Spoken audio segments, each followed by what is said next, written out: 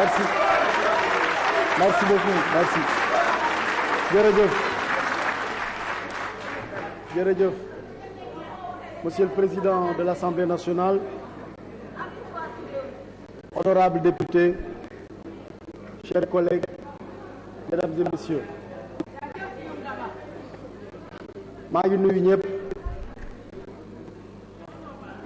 di sant ñëpp di baalu àq leen baal àq di ñaan yàlla boole ñu baal. Monsieur le Président, honorables députés, si vous me le permettez, la première chose que je voulais faire, c'est saluer la qualité exceptionnelle du rapport sur notre passage à commission qui a été lu tout à l'heure.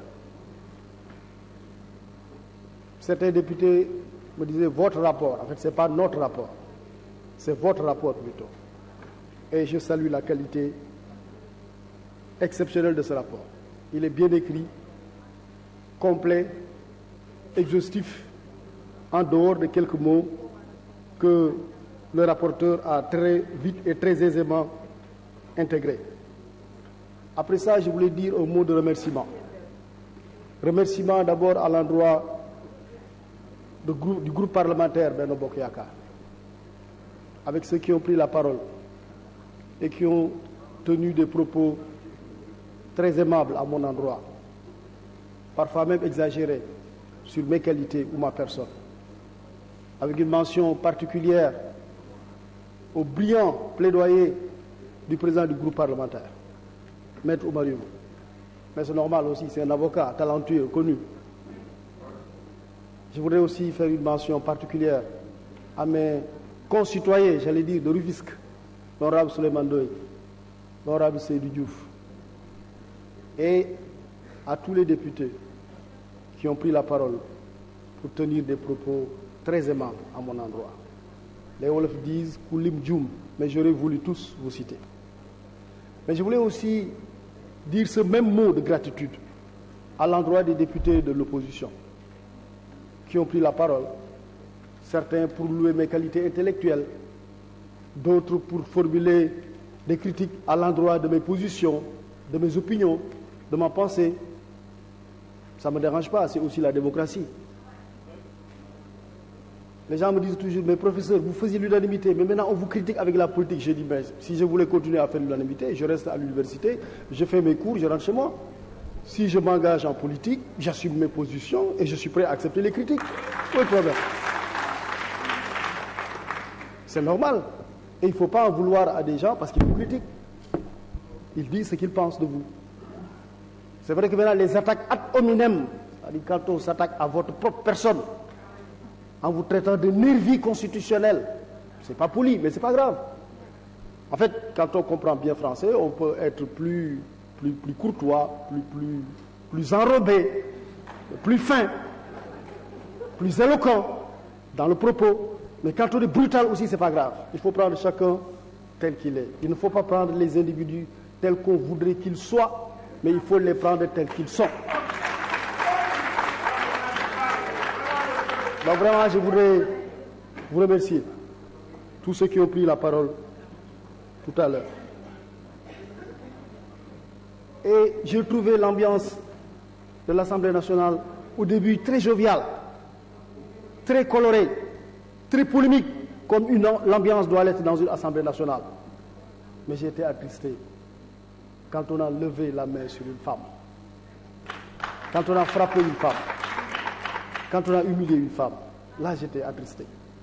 Mais sinon, tout le reste, oui, bon tailleur constitutionnel, oui, l'attaque, etc. Non, ça, c'est pas grave, c'est la politique. La politique, il faut jouer à se faire peur un peu. La politique, il faut chercher à intimider l'adversaire, à l'impressionner. Ça participe de la bataille psychologique. Donc, il n'y avait pas de problème. Mais franchement, les coups rudes, avec des mains guéries, qui ont été portés à la femme, franchement, ça c'est... Franchement, je le connais.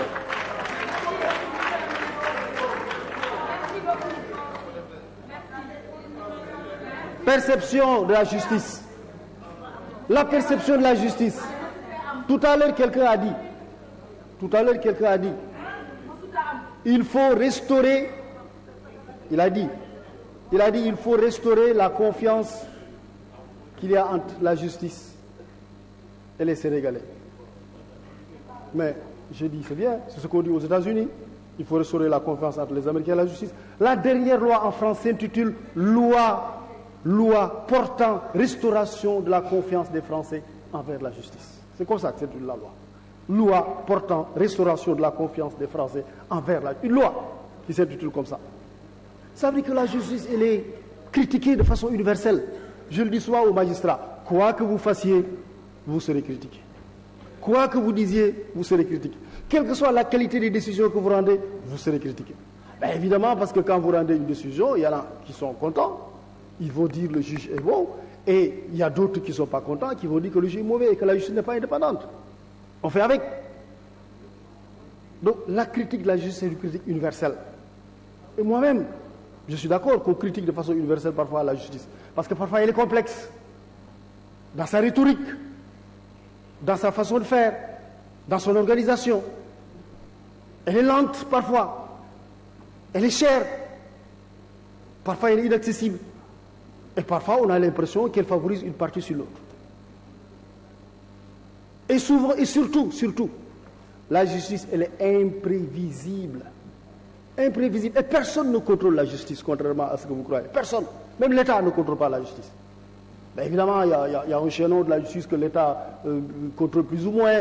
C'est le déclenchement des poursuites, le procureur, parce que le procureur, il agit sous les instructions du garde des Sceaux, etc. Et mais quand le procureur poursuit, le garde des Sceaux ne peut pas l'arrêter. Mais le garde des Sceaux peut, parce qu'il applique la politique pénale définie par le gouvernement et notamment le président de la République, dire il faut instruire, il faut poursuivre, il faut être plus sévère pour réprimer le vol de bétail. Il faut être plus sévère contre les viols. Il faut être plus sévère contre le trafic de drogue. Mais ça s'arrête là. Ça s'arrête là. Tout le reste de la chaîne de la justice, l'État ne la contrôle pas. Pas du tout. Le procureur, d'ailleurs, ceux qui sont habitués au procès savent que le procureur c'est une partie. Hein. Il requiert. Les avocats parlent, la partie civile parle, et c'est un juge qui tranche. Qui n'est contrôlé par personne, régi par la mobilité. Le parquet ne contrôle pas tout. C'est pour ça que quand on dit le procureur est puissant, je dis ouais, bon, puissant, mais il faut relativiser. Il n'est pas si puissant que ça. Parce qu'en réalité, il ne s'arrête que lorsqu'il s'agit de déclencher les poursuites. Parfois même, dès qu'un juge d'instruction est saisi, il ne contrôle plus rien. Donc oui, pour des réformes. Oui, éventuellement, pour un juge des libertés. Moi, je ne suis pas fermé à ça. Mais il faut, je pense, être raisonnable et comprendre que les parquets ou les procureurs n'ont pas cette puissance qu'on leur donne et qu'on est dans notre pays dans le cadre d'une justice de qualité. Au Sénégal, yàlla dimbali nañu ba justice bi ñu am nekk na une justice de référence. D'abord c'est une vieille justice. dëkk yu bari ay 1990 bi ñu defee seen conférence nationale yi la ñu commencé di am justice fii justice dafa yàgg. Depuis 1960. En 1960, le président de la Cour suprême a dit au président Senghor, même nos erreurs s'imposent à vous. Même nos erreurs s'imposent à vous. Ici, c'est depuis les années 60 qu'on annule des décrets du président. 60, jusqu'à présent. Le président prend un décret, on annule. Il y a des pays où c'est inimaginable. Annuler un décret du président, inimaginable. Eh bien, ici, ça se fait. Ici, régulièrement, on condamne l'État. Ça se fait. Et la justice, ce n'est pas la justice pénale, ce n'est pas 1, 2 ou 3 cas. Non, la justice elle est plus globale. Notre justice, c'est la justice commerciale, comme le disait tout à l'heure excellemment Maître Oumarioum. C'est la justice sociale, la justice du travail. C'est la justice familiale. C'est la justice administrative. C'est la justice civile. La justice, ce n'est pas que la justice pénale. Aujourd'hui, le fait d'avoir un tribunal de commerce nous a permis de gagner des points dans le doing business. Parce qu'on a modernisé notre justice commerciale. Donc la justice, elle est plus complexe que ça. Nous avons une justice qui a une histoire. Une justice qui se fonde sur des textes de référence, repris par beaucoup de pays d'ailleurs. Des textes de qualité, sur le statut des magistrats, sur l'organisation judiciaire. Nous avons une justice qui a des infrastructures Il est vrai que les infrastructures aussi ont pour la plupart vieilli, d'où le premier, on y reviendra tout à l'heure. Mais ici, très tôt, on a eu de beaux palais de justice. On a eu des infrastructures judiciaires, des tribunaux, des palais. Malheureusement, on n'a pas eu de prison, on y reviendra tout à l'heure. Donc, on a des infrastructures de qualité, mais surtout, on a des ressources humaines de qualité dans la justice sénégalaise. Et quand je dis ressources humaines, je pense à nos magistrats, qui sont souvent cooptés dans des juridictions internationales, dans des juridictions onusiennes. Les magistrats de qualité. Mais il n'y a pas que les magistrats, non. Nous avons des avocats de qualité dans ce pays. Récemment, les avocats ont convoqué 1000 avocats. Le congrès international des avocats, ça a été fait ici. 1000 avocats. Pourquoi? Parce que le barreau du Sénégal est un barreau de référence. Nous avons des officiers ministériels, des huissiers, des notaires de qualité. Récemment, quelqu'un m'a dit, Monsieur le ministre, je suis actuellement à Lomé, mais votre DACS a convaincu avec talent tous les pays de s'aligner sur le modèle sénégalais. La discussion portait sur l'âge de la retraite. Je vous félicite, monsieur le DACS. Les ressources humaines, donc les greffiers, nous avons même des greffiers qui vont au plan international. Et un greffier, et je le remercie, je n'ai pas retenu son nom malheureusement, il a fait un brillant plaidoyer pour la cause des greffiers notamment. Mais il a raison, il y a un départ massif des greffiers, c'est vrai, mais parce qu'ils sont aussi de qualité. Parce qu'ils ne s'en va pas qui veut. Il y a des gens qui voudraient bien changer de travail, mais ils ne peuvent pas. Mais si les greffiers peuvent partir facilement, c'est que c'est des greffiers aussi de qualité. Bref, nous avons des ressources humaines de qualité dans le domaine de la justice. Et depuis longtemps, mais de façon plus accentuée, depuis que le président Macky Sall est arrivé au pouvoir, le maître mot de la justice, c'est la modernisation.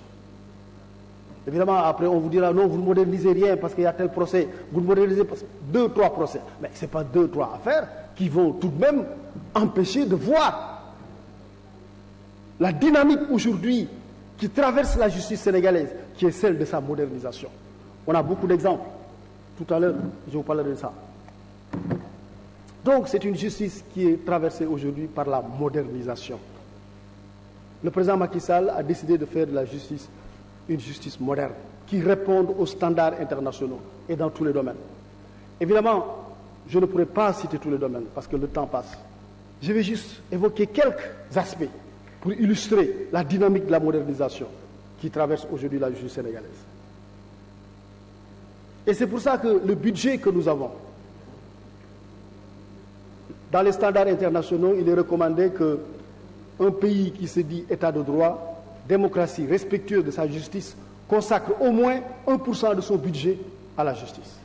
1% de son budget à la justice. Nous sommes bien au-delà, chez le ministre des Finances. Bien au-delà. Nous avons 80 milliards sur un budget qui fait un peu plus de 6 000 milliards. Bien au-delà. Ça veut dire donc que déjà, les pouvoirs publics, l'État, le président qui définit la politique de la nation, a du respect pour la justice. Et ce respect pour la justice, on le voit d'abord au niveau des infrastructures. Tout à l'heure, je le disais, nous avions des infrastructures de justice de qualité, les palais, les tribunaux, mais ils ont vieilli. Et c'est pour ça qu'aujourd'hui, il y a un programme qu'on appelle le PROMIJ pour la modernisation des infrastructures judiciaires. C'est 250 milliards. On doit réaliser les infrastructures sur 6 ans. Et le financement, c'est sur 10 ans. Avec une allocation annuelle de 25 milliards par année. Pour réaliser 69 infrastructures judiciaires. Et attention, quand on dit infrastructures judiciaires, il y a les palais de justice qui comptent parfois des cours d'appel, des tribunaux, TGI ou tribunaux d'instance, mais il y a aussi les prisons. Et là, le président Macky Sall a vaincu le signe indien. Pendant longtemps, c'était un peu notre tradition, notre culture. Ceux qui ont gouverné le Sénégal avaient fait l'option de ne pas construire de prisons. Les prisons n'ont jamais été construites. Jamais. Même les prisons que nous avons actuellement, c'est des extensions, c'est des réhabilitations. Mais il n'y a pas de construction de nouvelles prisons.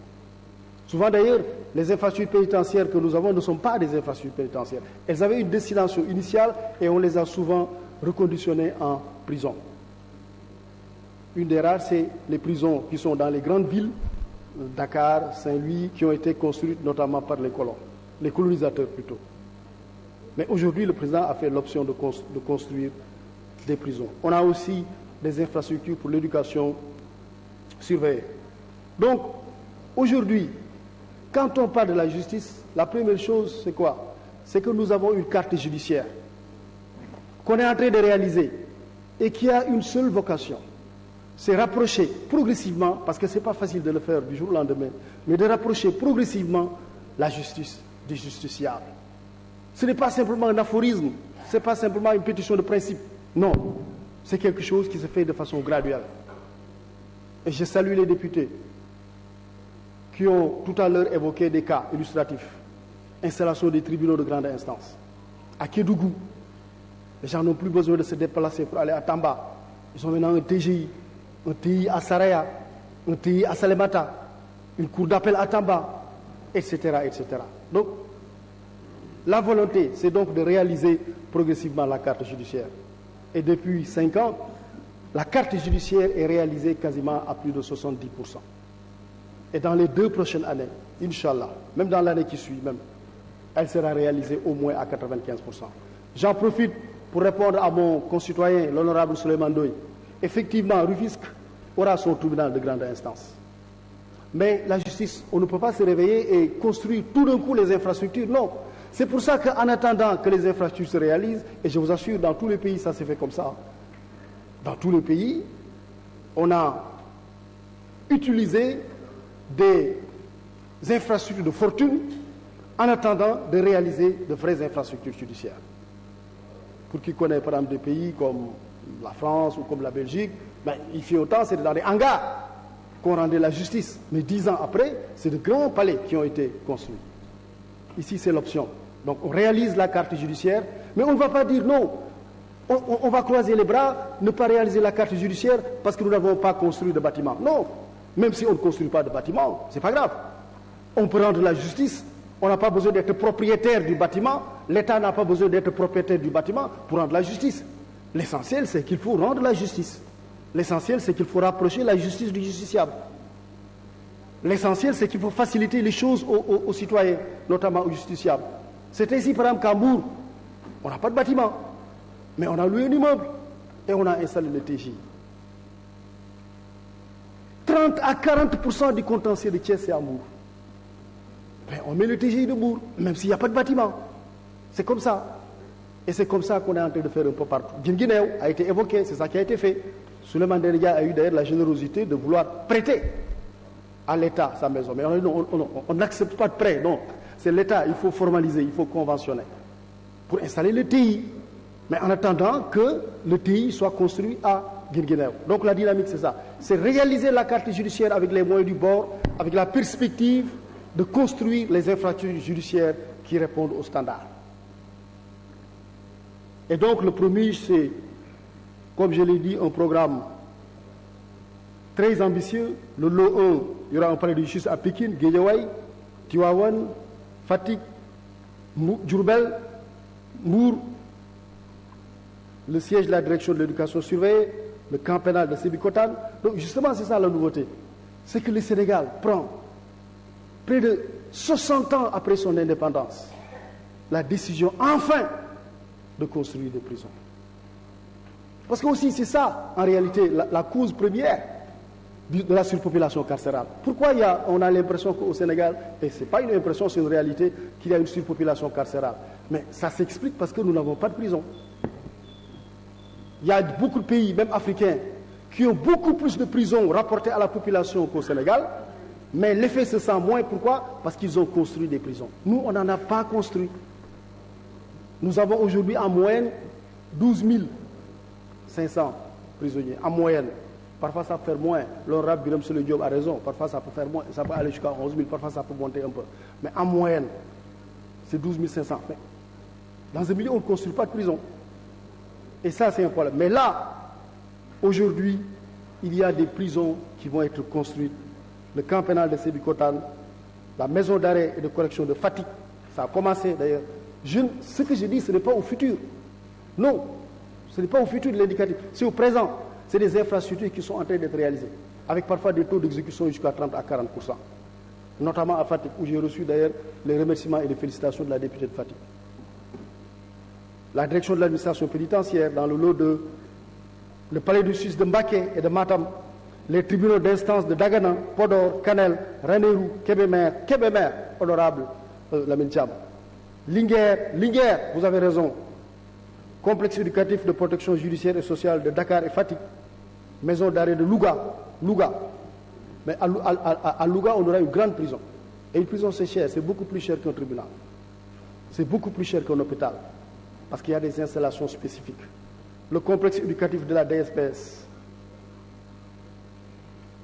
Et dans ce programme, toujours, il va y avoir les sièges de la chancellerie et de la Cour suprême. Les maisons d'arrêt et de correction de Vélingara, la construction des juges de palais de juges de Kédougou, Kolda, les tribunaux d'instance de Bambey, Nioro-du-Rip, Gossas, Koungheul, Guinguinéo, Oussouye, Bignona, Bunkiling, Vélingara, Goudomp, Koumpentoum. Voilà, donc c'est un programme qui est extrêmement ambitieux. Il y a beaucoup de choses à dire, mais je vais conclure, parce que le temps presse. Mais j'avais beaucoup de considérations sur la surpopulation carcérale. Je disais tout à l'heure, la première cause explicative, c'est qu'on n'a pas construit de prison. Deuxième cause, c'est quelque chose qui est positif, mais qu'il faut gérer, et que parfois on n'a pas toujours bien géré. C'est la criminalisation de certaines infractions. La criminalisation, par exemple, du viol, a engorgé les cabinets d'instruction. Parce que dès lors qu'on est en matière criminelle, il y a l'obligation d'aller à l'instruction, et parfois l'instruction prend du temps. C'est pour ça, et ça je compte sur vous, l'honorable député, la prochaine réforme qui changera aussi les choses, c'est de permettre d'encadrer la détention en matière criminelle. Parce qu'aujourd'hui dans notre pays, depuis 1999, on a encadré la détention en matière correctionnelle. C'est 6 mois. Vous jugez la personne, vous la laissez rentrer. C'est un progrès civilisationnel. C'est la même chose que nous vous demanderons dans quelques mois à faire en matière criminelle. Même en matière criminelle, nous voulons maintenant qu'il y ait un encadrement de la détention en matière criminelle.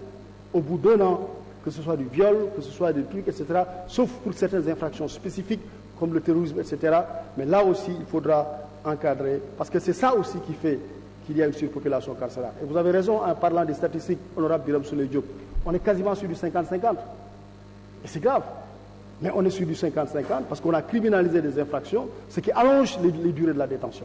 Mais si on fait cette loi va changer beaucoup de choses. Et donc, aujourd'hui, les efforts, c'est quoi? C'est de comprendre c'est quoi le problème et d'essayer de trouver des solutions. Et cette loi va régler le problème. Mais ça aussi, ça va régler le problème, le bracelet électronique. Et ça aussi, ce n'est pas des chimères, ce n'est pas du rêve, on ne parle pas du futur, c'est déjà installé. C'est déjà effectif.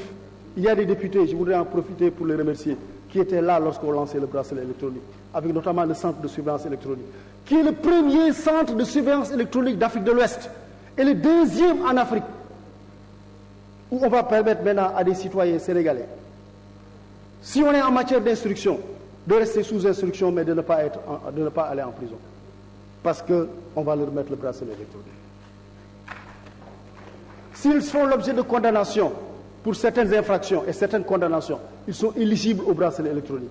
Et on pourra leur mettre le bracelet électronique. Ils vont rester chez eux, vaquer à leurs besoins, pouvoir travailler et rester avec leur famille. Le bracelet électronique, c'est ça qui va le permettre. Et ça, c'est du moderne. Donc quand on dit modernisation, ce n'est pas des mots. Ce n'est pas des mots creux. La modernisation là-dessus, c'est une réalité au Sénégal. 1000 bracelets électroniques, on va en acquérir encore 1000. Après expérimentation, on va voir. Mais je vous rassure, toutes les infractions ne sont pas éligibles au bracelet électronique. C'est bien encadré dans la loi. Je n'ai pas le temps, c'est pour ça que je ne peux pas revenir dans les détails. Mais je vous dirai juste quelque chose. Les cas de détournement de deniers publics ne sont pas concernés. Ce n'est pas parce qu'on a détourné des deniers publics qu'on est... Sauf si on rembourse l'intégralité des montants qui sont en question. Là, on peut être éligible au bracelet électronique. Donc le bracelet électronique ne concernera pas certaines infractions, comme le viol ou certains types d'infractions graves. Mais ça permettra une mesure pour gérer l'instruction, que l'individu soit à la disposition de la justice, parce que vous l'avez tout à l'heure rappelé, honorable Birame Souleye Diop, parfois c'est des problèmes de garantir la représentation, mais désormais le problème ne se posera plus. Vous serez libre tout en restant à la disposition de la justice.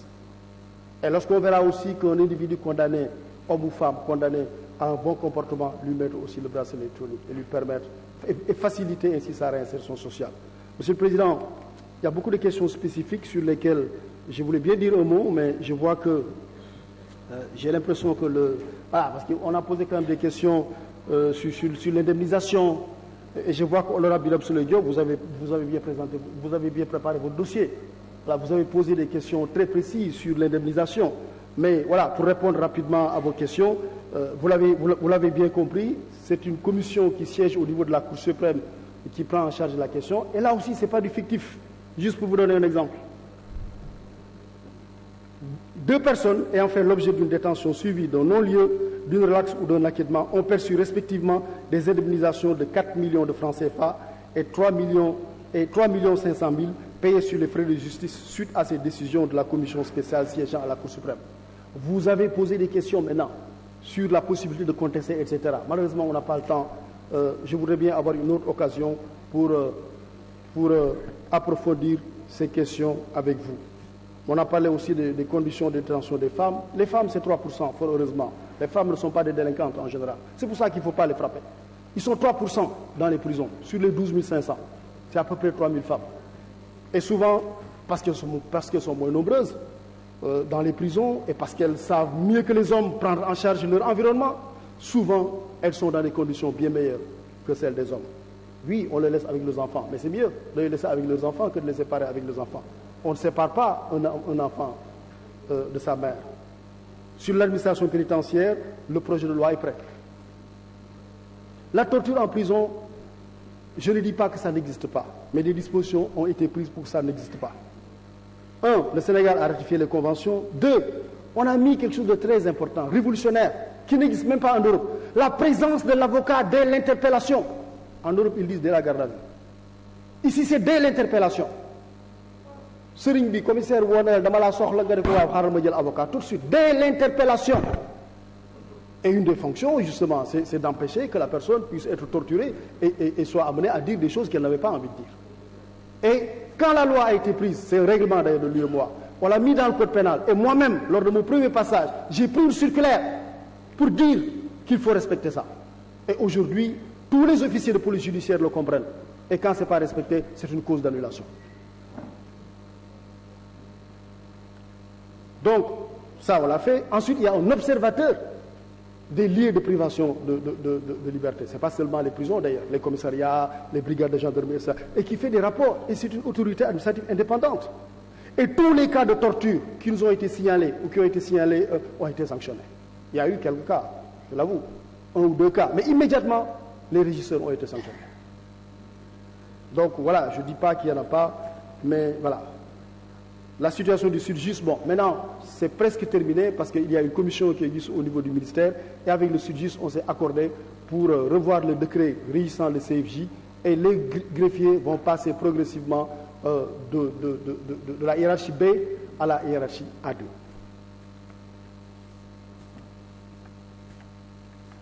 Bon, Monsieur le Président, je crois que je ne vais pas abuser. Je vais m'arrêter là, mais juste pour adresser un dernier mot de remerciement à tous les députés, de la majorité comme de l'opposition, et vous dire juste que notre justice n'est pas parfaite. Aucune justice n'est parfaite d'ailleurs au monde. Mais notre justice est une justice de référence en Afrique. Notre justice est une justice de référence dans le monde. Actuellement, il y a des délégations de pays africains. Je dois d'ailleurs en rencontrer 2 demain, qui viennent ici pour s'inspirer du modèle sénégalais, qui viennent ici pour regarder notre politique pénale, qui viennent ici pour regarder notre justice commerciale, qui viennent ici pour regarder notre justice de proximité, qui est une justice de référence. Et au niveau de la justice de proximité, j'ai bien noté le plaidoyer demandant le recrutement des 18 qui n'ont pas été encore recrutés, mais je dis quand même que les jeunes qu'on recrute, qui sont tous des maîtrisards en droit, ils ont chacun 250 000 francs. Et il n'y a aucun retard. En attendant le recrutement, évidemment, dans la fonction publique. Donc nous avons une justice de référence. Nous avons une justice de qualité, qui a évidemment ses défauts, comme toutes les justices. Mais globalement, c'est une bonne justice. Il ne faut pas que cette image de notre justice soit ternie par 2 ou 3 affaires. Évidemment, les 2 ou 3 affaires aussi, c'est vrai qu'il faut les gérer. Parce que quand un homme politique est accusé, ce n'est pas la même chose que quand vous accusez aux citoyens. La politique héroïse. Et quand vous faites la politique, quand on vous accuse, c'est difficile. Mais souvent, la plupart des condamnations, c'est des condamnations, c'est quand même pour des infractions de droit commun. Ce n'est pas des délits politiques, c'est des infractions de droit commun. Ce qui change, c'est juste la personne qui les a commises. Voilà pourquoi, et je vais terminer par là définitivement, Maître Oumarioum, votre plaidoyer, il est entendu. Et je vais le relayer au niveau de quelqu'un qui est déjà convaincu de ça, le président de la République. Le président de la République est convaincu qu'il faut tourner la page. Ça arrive, c'est les péripéties de l'histoire. Il arrive dans l'histoire d'un pays, voilà, qu'il y ait des condamnations, on l'a connu, dans toute l'histoire du Sénégal, mais aussi dans d'autres pays, même parfois de démocratie avancée. Mais il faut savoir, Maître Youm, j'en conviens avec vous, tourner la page. Et c'est la conviction profonde, c'est l'intime conviction du président Macky Sall. Personne ne l'a forcé. Personne ne l'a forcé. C'est de son propre chef. C'est spontanément qu'il a décidé d'initier des mesures visant à redonner à ces personnes qui avaient fait l'objet de condamnation leurs droits civiques et politiques. Il nous a demandé de regarder les meilleures modalités. Évidemment, il y en a plusieurs, mais je suis d'accord avec vous que la voie juridique, la modalité juridique la plus efficace, la plus simple, la plus réhabilitante, finalement, je crois que c'est l'amnistie. Et je prie le bon Dieu pour qu'on en arrive et qu'on retrouve dans notre pays la concorde. Merci beaucoup, Monsieur le Président. Je vous remercie, Monsieur le ministre. Monsieur le ministre des Finances et du Budget, vous avez la parole.